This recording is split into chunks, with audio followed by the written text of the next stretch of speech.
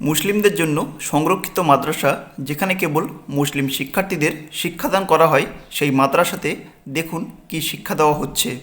हर वो काम जिससे अल्लाह ताला खुश होता है उसे क्या कहते हैं?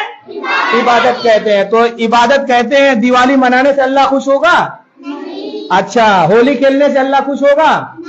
किसी गैर कौम की त्योहार मनाने से अल्लाह ताला नाराज होगा कि खुश होगा?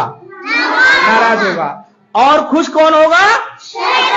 शैतान खुश होगा। और शैतान तो चाहता है ना कि अल्लाह की इबादत और इताअत से मोड़ करके हटा करके तुमको किसी गैर की तरफ लगा दे, है कि नहीं है?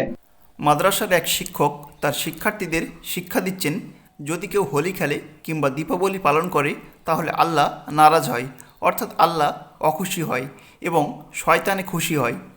তাহলে এখন প্রশ্ন থেকে যায়, দোল পূর্ণিমাতে যে সমস্ত হিন্দুরা দোল উৎসব পালন করে হোলি খেলে কিংবা কালী পুজোতে দীপ জ্বালিয়ে দীপাবলি উদযাপন করে, তাহলে এই সমস্ত হিন্দুরা কি শয়তান যাদের জন্য আল্লাহ অখুশি হচ্ছে?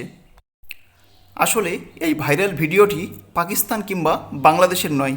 এই ভিডিও ক্লিপটি ভারতের একটি মাদ্রাসার স্কুলের, যেখানে ছোট্ট বাচ্চাদের শেখানো হচ্ছে হিন্দুদের ধর্মীয় উৎসবে শয়তানি পরিচালনা করে, যার কারণে আল্লাহর প্রতি উপাসনা, আনুগত্য এবং ভক্তি নষ্ট হয়।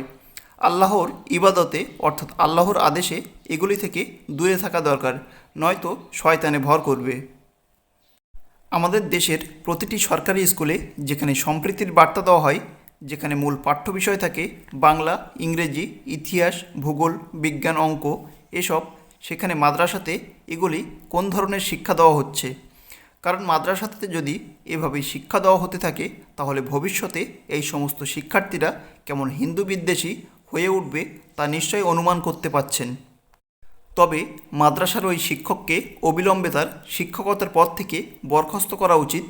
এ বিষয়ে আপনাদের মতামত অবশ্যই জানাবেন আর ভিডিও শেষে চ্যানেলটিকে সাবস্ক্রাইব করে পাশে থাকবেন।